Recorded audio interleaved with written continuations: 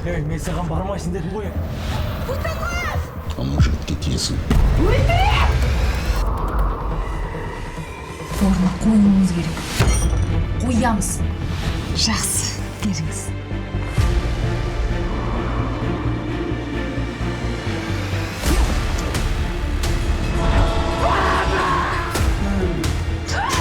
Ай, оларым деген қызылдан бал деген банд екен ғой. Бүгін мен үшін ең бақытты күн болды. Тағы киноға барайықшы. Барайық.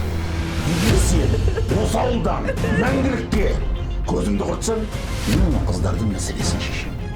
Өзім шешемін. Біз өзімізді қорғай алмасақ, ешкім бізді қорғамайды.